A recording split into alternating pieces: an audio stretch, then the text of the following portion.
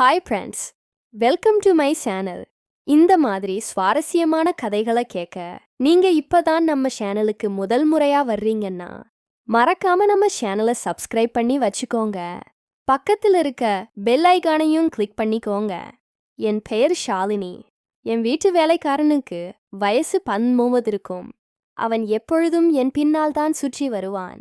நான் அவனை சிறியவன் என்றுதான் நினைத்திருந்தேன்.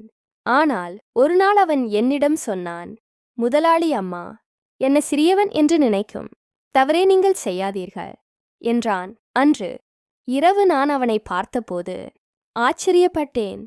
ஏனென்றால் அன்றிரவு குமார் 19 வயது பையனைப் போல் இல்லாமல் 30 வயது மனிதனைப் போலே நடந்து கொண்டான். குமார் என் வீட்டில் தங்க ஆரம்பித்ததிலிருந்து என் உடலில் மாற்றங்கள் ஏற்படத் தொடங்கின. குமார் சிறியவன், அவனுக்கு இது எதுவும் தெரியாது என்று நினைத்தேன். ஆனால் மெதுவாக அவனுடைய உண்மையான நிறங்கள் எனக்கு தெரிய ஆரம்பித்தன. ஒரு 13 வயசு பையன் என் வயசான 30 வயசு பெண்ணுக்கு எப்படி எவ்வளவு மகிழ்ச்சியை தர முடியும் என்று நான் நினைத்து கூட பார்த்ததில்லை. குமாருக்கு 19 வயசுதான் இருந்தது. நான் அவனை என் வீட்டின் வேலைக்காக கிராமத்திலிருந்து அழைத்து வந்திருக்கிறேன். என் வீட்டில் நானும் என் 1 வயது மகன் மட்டுமே இருக்கிறோம். நான் வீட்டு வேலைக்கு சென்றால் குமார் என் குழந்தையை பார்த்துக் கொள்வான். ஏனென்றால் அவன் என் பிள்ளையை ரொம்ப கவனமாய் பார்த்து அக்கறையோடு இருக்கிறான். அதனால் என் வீட்டிலேயே அவனை தங்க வைத்திருந்தேன். நான் திருமணம் செய்யாமலே தாயாகினேன். என் சான்னைய சர்ஃபன் செய்து கொள்வதாக ஆசை காட்டி என்னுடன் காதல் நாடகம் ஆடிவிட்டு என்னை கர்ப்பமாக இருந்தபோது நான் அவனது வீட்டிற்கு சென்றேன். அங்கே அவனுக்கு திருமணம் நடந்து கொண்டிருந்தது. அவன் என்னிடம் காதல் நாடகம் ஆடிவிட்டு வேறொரு பெண்ணை மணந்து கொண்டான்.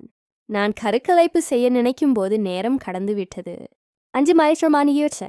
என் பெற்றோர்கள் என்னையும் என் குழந்தையையும் ஏற்றுக்கொள்ள மறுத்துவிட்டார்கள்.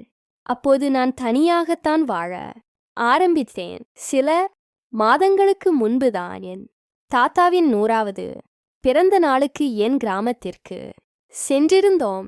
என் தாத்தா எனக்கு பிறந்த நாள் அழைப்பு அனுப்பியிருந்தார். அதனால் நான் கிராமத்திற்கு சென்றேன். என் தாத்தா மட்டுமே என் மகனை அன்புடன் மடியில் வைத்து கொண்டார். தருண் அவருடன் விளையாடிக் கொண்டிருந்தான். அப்பொழுது அலுவலகத்திலிருந்து எனக்கு தொலைபேசி அழைப்பு வந்தது. நான் சிறிது நேரம் தொலைபேசியில் பேச வெளியவே சென்றேன். நான் திரும்பி வந்தபோது என் தருண் தாத்தாவிடம் இல்லாமல் வீட்டு வேலைக்காரனிடம் இருந்தான். தருண் அந்த வேலைக்காரனிடம் நன்றாக விளையாடுவதை நான் பார்த்தேன். நான் என் குழந்தையை அந்த வேலைக்காரனிடம் எடுத்துக்கொண்டு அங்கிருந்து புறப்பட ஆரம்பித்தேன். அப்பொழுது அந்த வேலைக்காரன் என்னை நிறுத்தினான். அவன், முதலாளி அம்மா, எனக்கு கொஞ்சம் உதவி தேவை. எனக்கு பணம் பெரியதாக தேவையில்லை, ஆனால் வேலை தேவை என்றான். அவன் தன்னை அறிமுகப்படுத்திக் கொண்டான். நான் குமார். என் வீட்டில மாடு மற்றும் எருமைகளின் கொட்டாய்களை சுத்தம் செய்த பிறகு நான் அந்த வேலைகள் அனைத்தையுமே செய்து வேலை பார்த்து கொண்டிருந்தேன். அதனால் இப்பொழுது பெரிய முதலாளி மாடு எருமைகள் இளைவிக்கப் போகிறார்கள் என்று சொன்னார்கள். ஆனால் அதனால்தான் உங்களிடம் ஏதாவது வேலை இருந்தால் கொடுங்கள். எனக்கு வேலை ரொம்ப தேவை. என் பெற்றோர்கள் கூலி வேலை செய்கிறார்கள். எனக்கு வேலை மிகவும் தேவை என்பதால் அப்போது நான், என் குழந்தைகளை பராமரிக்கும் வேலை இருக்கிறது. ஆனால் இதற்காக நீ நகரத்திற்கு வர வேண்டும். இந்த வேலைக்கு நான் உனக்கு மாதம் 10,000 ரூபாய் தான் கொடுப்பேன் என்றேன். அவனுக்கு பணம் அதிகம் தேவையில்லை. ஆனால் குமார் என்னுடன் நகரத்திற்கு வர தயாரானான். தருண் அவனுடன் நன்றாக இருந்தான். அதை பார்த்து மட்டும் நான் குமாரை என் வீட்டிற்கு அழைத்து வர முடிவு செய்தேன். குமார் அன்று முதல் என் வீட்டிலேயே தங்கியிருந்தான். ஒவ்வொரு 4 மாதங்களுக்கு கொஞ்சம் பணம் சேர்த்து அவன் தன் கிராமத்திற்கு போவதாக சொன்னான். குமார் நாள் முழுவதும் என் குழந்தையை நன்றாக பார்த்து கொண்டான். வீட்டு வேலைகளில் எனக்கும் உதவியாயிருந்தான். குமார் வீட்டிற்கு வந்து 1 மாதம் ஆகியிருந்தது. இந்த 1 மாதத்தில் அவன் என் இதயத்தை வென்றுவிட்டான். என் கவனிப்பால் என் மகனின் ஆரோக்கியமும் மேம்பட்டது. தருண் என்னை தொந்தரவு செய்தான். இப்பொழுது அவன் குமாரின் கையால் நன்றாக சாப்பிடுகின்றான். நான் குமார் ஒரு தனி அறையை கொடுத்திருந்தேன். ஆனால் ஒரு நாள் இரவில் தருண் மிகவும் அழுதான். எந்த வகையிலும் அவன் அமைதியாகவில்லை. குழந்தையின் அழுகுரலை கேட்ட குமார் என் அறைக்கு வந்து தருணை என்னிடம் எடுத்துக்கொண்டான். குமார் என்னிடம் சென்றவுடன் தருண் அமைதியானான். இரவு வெகு நேரமாகி இருந்தது. தருண் குமாரிடம் விடவில்லை.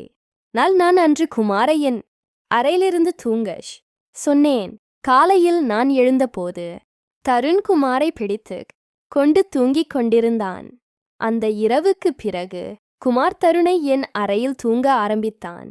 குமார் வந்ததிலிருந்து எல்லாமே நன்றாக நடந்து கொண்டிருந்தது. குமாரின் வேலையில் நான் மகிழ்ச்சியடைந்து விடுமுறை நாளில் அவனை ஒரு மாலுக்கு அழைத்துச் சென்றேன்.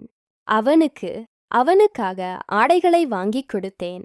சலூனுக்கு போய் அவனுக்கு புதிய ஹேர் ஸ்டைலும் செய்து கொண்டேன். அதெல்லாம் செய்து பார்த்த பிறகு அவன் ரொம்பவே மிகவும் அழகாகவே இருந்தான். அன்றைக்கு நான் அவனுடைய தோற்றத்தை மாற்றினேன். அவனை புதிய தோற்றத்தில் பார்த்தபோது என்னால் கூட நம்ப முடியவில்லை. நேற்று வரை ஒரு சாதாரண வேலைக்காரனாக இருந்தவன் இவ்வளவு அழகாகவும் ஸ்டைலாகவும் மாறிவிட்டானே என்று அவனை நான் பார்த்து கொண்டே இருந்தேன். நான் அவன் அறையில் படுக்க வைத்தேன். தண்ணீர் கொடுக்க வெளியே சென்றேன். அப்பொழுது குமார் எனக்காக தண்ணீர் கொண்டு வந்தான். தண்ணீர் குடித்துவிட்டு நான் கிளாஸ வைத்தேன். குமார் அப்போது என்னை மறைமுகமாக பார்த்து கொண்டிருந்தான்.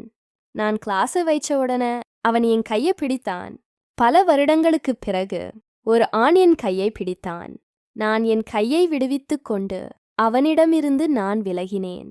அப்போது குமார் சொன்னான், முதலாளி அம்மா, உங்களால் இன்றுதான் என்னை நேசிக்க கற்றுக்கொண்டேன். வாழ்க்கை மிகவும் அழகானது. அதை வாழத் தெரிந்திருக்க வேண்டும் என்று நீங்கள் என் வாழ்க்கையை மாற்றியதன் மூலம் எனக்கு பெரும் உதவி செய்தீர்கள். நான் உண்மையில் மிகவும் நன்றாகத்தான் இருக்கிறேன் என்றான். குமாரின் முகத்தில் இருந்த சந்தோஷத்தை பார்த்து நான் சந்தோஷப்பட்டேன். மிகவும் சுத்தமாகவும் அழகாகவும் வாழ ஆரம்பித்தான். அவனுக்கு 19 வயசுதான். ஆனால் அவன் தன்னுடைய உடம்பை நன்றாக பராமரித்து வைத்திருந்தான். அவன் வீட்டிலும் தினமும் உடற்பயிற்சி செய்தான். நான் அவன்கிடம் அவனுடைய படிப்பை பற்றி கேட்டேன். ஆனால் இப்போது அவனுக்கு படிப்பில் ஆர்வமில்லை என்று சொன்னான். நான் தினம் கடையால் சவுளத்துக்கு போவதற்கு முன் என் குழந்தையின் கன்னத்தை தட்டி கொடுத்துவிட்டு அலுவலகத்துக்கு போவேன். அப்போது என் குழந்தை தருணை குமார் மடியில் கொஞ்சிக் கொண்டிருந்தான். அப்பொழுது அவன் கன்னத்தில் கை வைக்கும்போது தருண் கன்னத்தில் கை வைக்கும்போது குமாரின் கன்னத்தில் கை பட்டுவிட்டது. உடனே என்னை விசித்திரமாக பார்த்தான். அது எனக்கு ரொம்பவும் சங்கடமா இருந்துச்சு. நான் அவனிடம் மன்னிப்பு கேட்டுவிட்டு அலுவலகத்திற்கு புறப்பட்டேன்.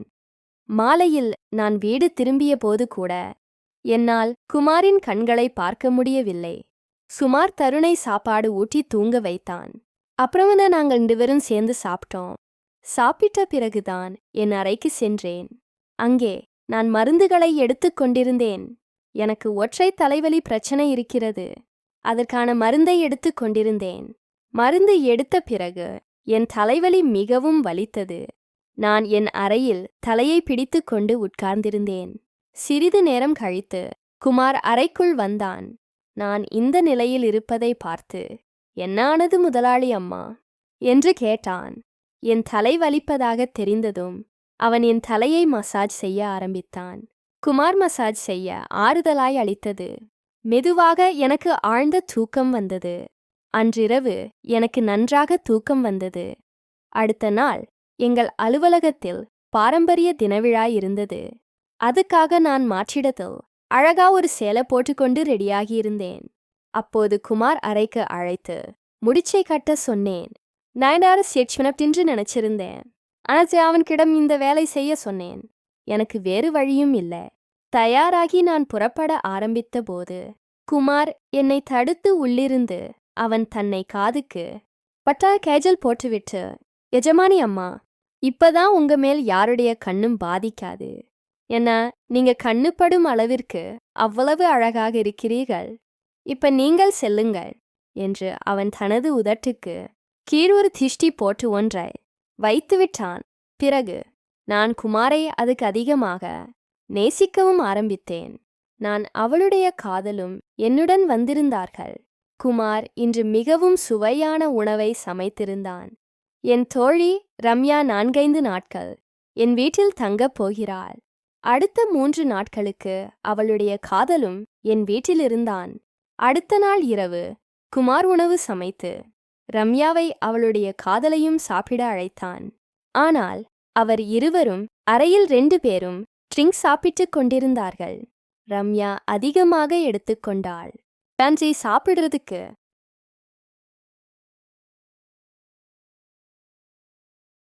முன்பே தூங்கிவிட்டாள். அவளுடைய காதலன் ரோஹித் அவனும் சேர்ந்து இருவரும் ஒன்றாகத்தான் ட்ரிங்க் சாப்பிட்டார்கள். அவன் என்னிடம், நீங்கள் ரொம்ப அழகாக இருக்கிறீர்கள் என்றான். ரோஹித் இப்படி பேசியதும் குமார் அவனை கோபமாக பார்த்தான். சாப்பிட்டு முடித்தவுடன் ரோஹித் அவனது அறைக்கு சென்றான்.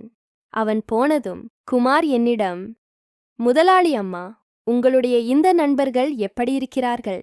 இந்த மனிதன் பேச்சை துளியும் பிடிக்கவில்லை என்றான். அப்போது நான் குமாரிடம், நான் உன்னை வீட்டு உறவினரைப் போல நினைக்கிறேன்.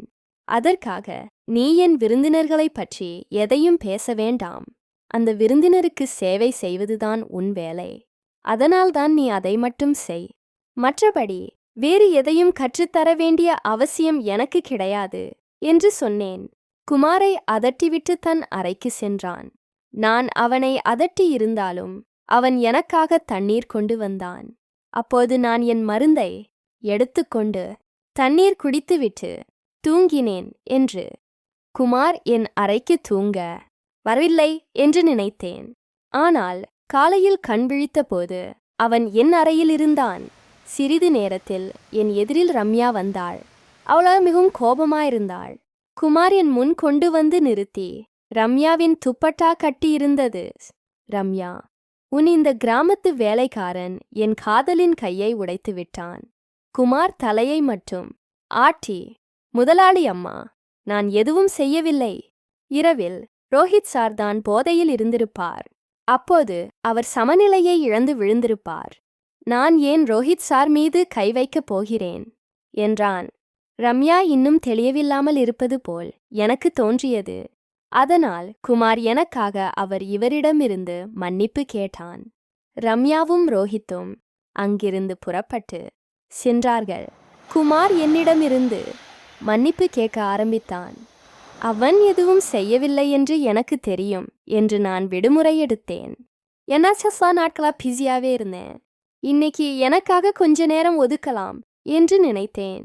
காலை உணவை சாப்பிட்ட பிறகு நான் மீண்டும் 1 மணி நேரம் தூங்கினேன்.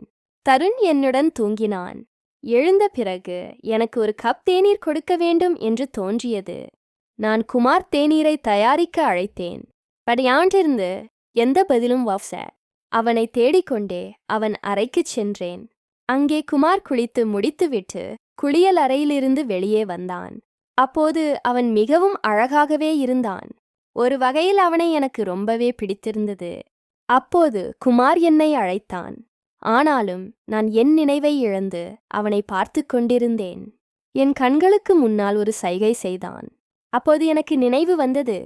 நான் அவனிடம் எனக்காக தேநீர் தயாரிக்க சொன்னேன். வீட்டில் கொஞ்சம் சரும பராமரிப்பு செய்ய வேண்டி இருக்கிறது என்றேன். மத்திய வேளையில் என் அறையில் சொந்த பார்லரை நடத்த ஆரம்பித்தேன். என் கால்கள் மெழுகேற்றிக் கொண்டிருந்தேன். மெழுகேத்தம் செய்யும் பொழுது என் கால்களில் கொஞ்சம் சூடான மெழுகு அதிகமாக பட்டுவிட்டது. அதனால் எரிச்சல் ஏற்பட்டு என் வாயிலிருந்து சத்தம் கேட்க குமாரும் ஓடோடி வந்தான். வந்து பார்த்து எரிச்சலை காலை பார்த்தான். அவன் காலிலிருந்து சூடான மெழுகை எடுத்துவிட்டு அங்கேயே கிரீம் போட்டு தடவினான். அவனுடைய கைகள் என் கால்களில் பட்டு கொண்டிருந்தன. குமார் என் கால் மீது சற்று பலமாக கை வைத்து அழுத்தி தன் வலியால் அலறினேன். நான் இந்த நிலையில் இருப்பதை பார்த்து அவன், முதலாளி அம்மா, இப்போது நீங்கள் ஓய்வெடுத்துக் கொள்ளுங்கள். நீங்கள் என்ன செய்ய வேண்டுமோ சொல்லுங்கள், நான் உங்களுக்கு உதவி செய்கிறேன் என்றான். அவனிடம், மற்றபடி வேறு ஒன்றும் தேவையில்லை, நீ இப்போதைக்கு கிளம்பலாம் என்று சொன்னேன். அவன் என் முகத்தை மசாஜ் செய்தான். அவன் மசாஜ் செய்ததில் எனக்கு மிகவும் ஆறுதல் கிடைத்தது. இன்றைய விடுமுறையினால் எனக்கு அமைதியாகவே கழிந்தது. குமாரிடம் எல்லா நல்ல குணங்களும் நிறைந்தன. எல்லா வேளையிலும் அவன் பின்வாங்குவதில்லை. இன்று இரவுதான் அவனை என் அருகில் தூங்க வேண்டாம் என்று சொல்லிவிட்டேன்.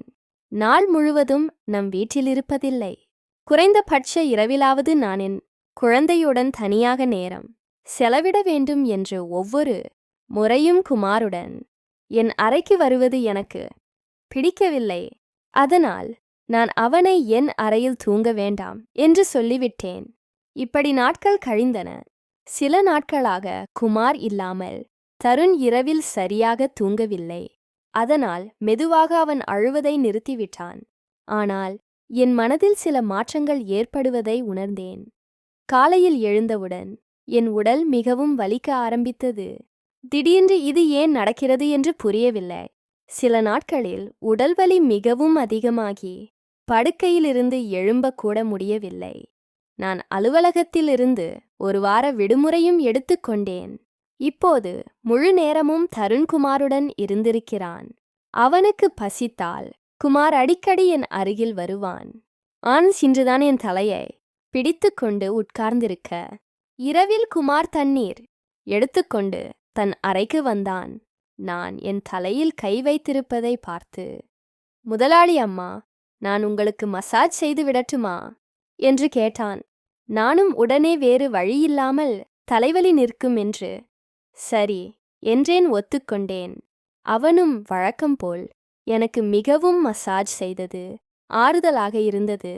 மசாஜ் செய்வதனால் என் வலி சற்றென்று மறைந்து விட்டது. உங்களுக்கு தருணின் தந்தை நினைவுக்கு வருவதில்லையா? நீங்கள் இவ்வளவு அழகாகவும் இளமையாகவும் இருந்ததும் ஏனோக்க இன்னும் தனியாகவே இருக்கிறீர்கள் என்று கேட்டான்.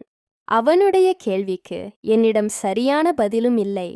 நான் அவனிடம் உன் கேள்விக்கு பதில் என்னிடம் இல்லை என்றேன். அந்த கேள்வி அங்கே முடிஞ்சது. குமாரின் மசாஜா எனக்கு நன்றாக தூக்கம் வர வைத்தது. அடுத்த 2 நாட்களுக்குப் பிறகு நான் என் காதலனை சந்தித்த தேதி வந்தது. கடைசியில் அந்த நாளும் வந்துவிட்டது.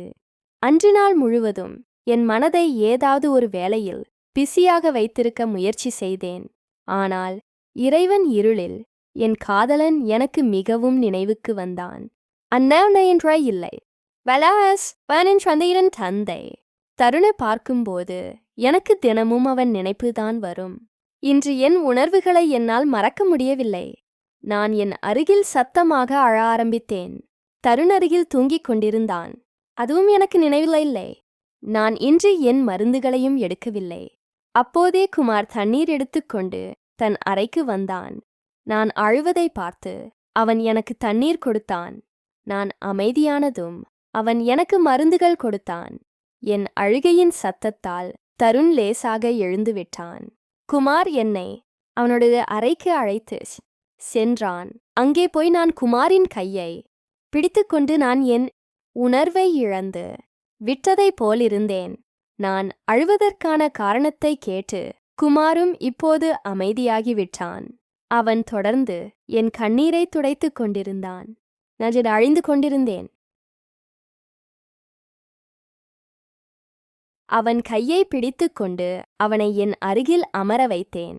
அப்போது குமார் சொன்னான், முதலாளி அம்மா, நான் இன்னும் சின்ன பையன், எனக்கு எதுவும் தெரியாது என்றான். அவன் பேச்சை கேட்டு நான் மெதுவாக அவன் அருகில் சென்றேன்.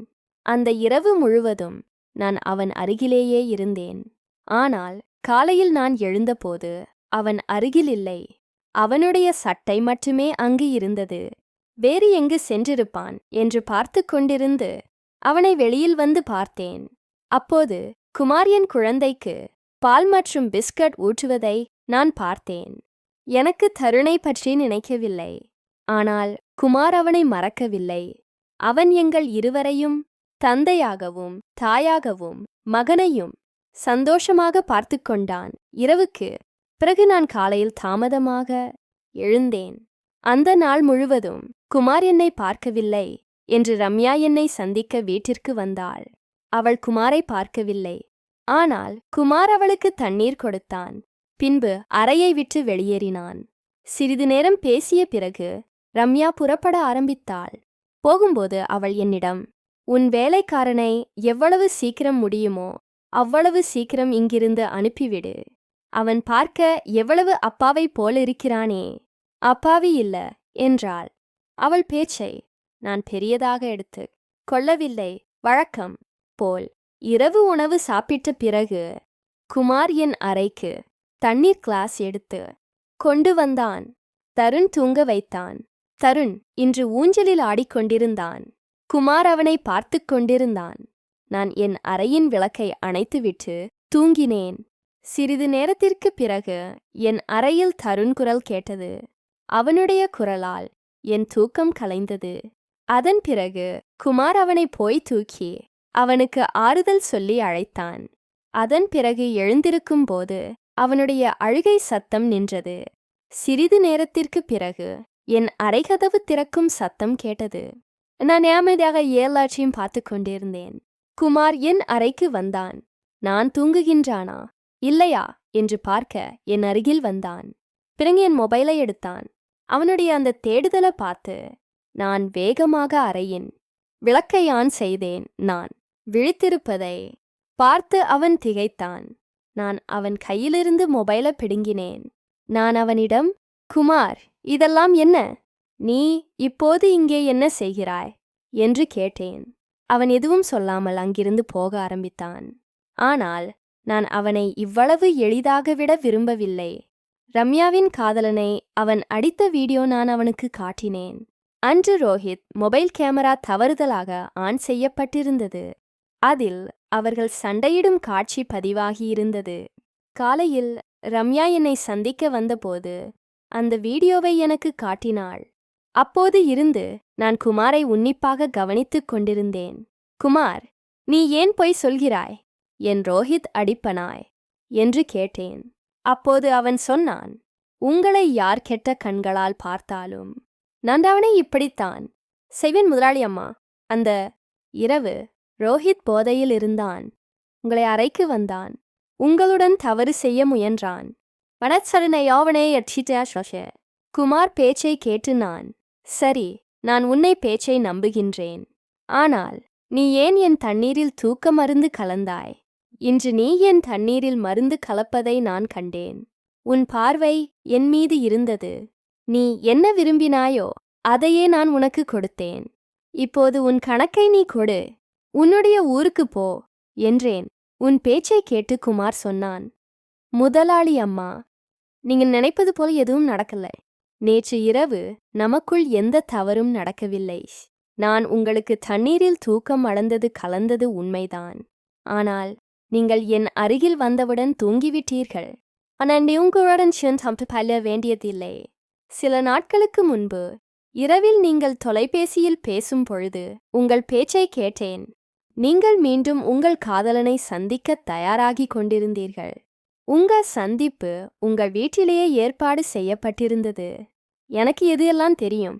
நீங்கள் அவனை ஒருபோதும் சந்திக்க கூடாது என்பதற்காக நான் உங்களுக்கு தினமும் இரவில் தூக்க மருந்து கொடுத்து வந்தேன். அந்த நண்பர் இன்னும் உங்களை ஏமாற்றுகின்றான். அவன் உங்களிடம் பொய் சொல்கின்றான். அவன் உங்கள் குழந்தையை உங்களிடமிருந்து பறிக்க உங்கள் அருகில் வருகின்றான். அவனுடைய மனைவிக்கு குழந்தை பிறக்க வாய்ப்பில்லை. அதனால் அவன் உங்களிடம் வருகின்றான் என்றான். குமார், நீ யார்? இந்த எல்லா சடையுளைக்கும் எப்படி கிடைச்சது என்றேன். அப்போது அவன் சொன்னான், நான் ஒரு நாள் உங்கள் தாத்தா எனக்கு உங்கள் புகைப்படத்தை காட்டினார். நான் உங்களை பார்த்த முதல் பார்வையிலே விரும்பினேன். ஆனால் அவர் நீங்கள் திருமணத்திற்கு எதிரானவள் மற்றும் ஏற்கனவே கெட்டுப்போனவள் என்று கூறினார். தேவனா சென்று சொல்ல விரும்பினேன். எனக்கு உங்களை பற்றி எல்லா உண்மைகளையும் தெரியும். நான் உங்கள் தாத்தாவோடு சேர்ந்து இந்த திட்டத்தை உருவாக்கினேன். உங்கள் மனதில் எனக்கான இடத்தை உருவாக்க நான் இங்கேயே வந்தேன். ஆனால் இங்கு வந்த பிறகு பலர் உங்களை கெட்ட கண்களால் பார்ப்பதை நான் கண்டேன். அதனால் நான் உங்களை பாதுகாக்கத் தொடங்கினேன் என்றான். பிறகு நாம் இருவரும் சேர்ந்து திருமணம் செய்து கொள்ளலாமா என்று கேட்டான். உனக்கு 19 வயது இல்ல. என் முதல் சந்தேகம் சரியானது. அவனுக்கு 30 வயசு. நல்ல வேலையில் இருந்தான். அவன் என்மேல் வைத்துள்ள காதலுக்காக இவ்வளவு கஷ்டப்பட்டான். குமாரின் காதலனை பற்றி என்ன சொன்னானோ அது எல்லாம் உண்மை. குமாரின் காதலனை பற்றி எல்லா தகவலையும் சரியாக கண்டுபிடித்துள்ளான். என் குழந்தைக்கு நல்ல தந்தையும் கிடைத்துவிட்டது. எனக்கு பெரிய விஷயம். என் காதலனும் எனக்கு ஏமாற்றும் வலையில் மீண்டும் சிக்காமல் நான் தப்பித்து விட்டேன். இன்று நான் விக்ரம் என்கின்ற குமாருடன் மிகவும் சந்தோஷமாக இருக்கின்றேன். அவன் என்னையும் என் குழந்தையையும் மிகவும் நேசிக்கின்றான். அன்பாக பார்த்து கொள்கின்றான். என் தாத்தாவின் காரணமாக இப்போது நான் ஒரு புதிய குடும்பம் தொடங்கியது. குடும்பமும் குமாரும் போன்ற என் கணவர் கிடைக்க என்னுடைய அதிர்ஷ்டம். நண்பர்களே, உங்களின் உண்மையாக நேசிக்கின்றவர்கள் இந்த கஷ்டத்தில் உங்களை விட்டுவிட மாட்டார்கள். உறவுகளை பேண காப்பதற்காகத்தான். பணம் தேவையென்ற உறவுகள் முறிப்பவர்களுக்கு சின்ன சாக்கு போக்குதான் காரணம் கூட இருக்கும். இதுதான் என்னுடைய இவர்களின் வாழ்க்கை கதைகள். இந்த கதையை பற்றிய கருத்துக்களை கீழே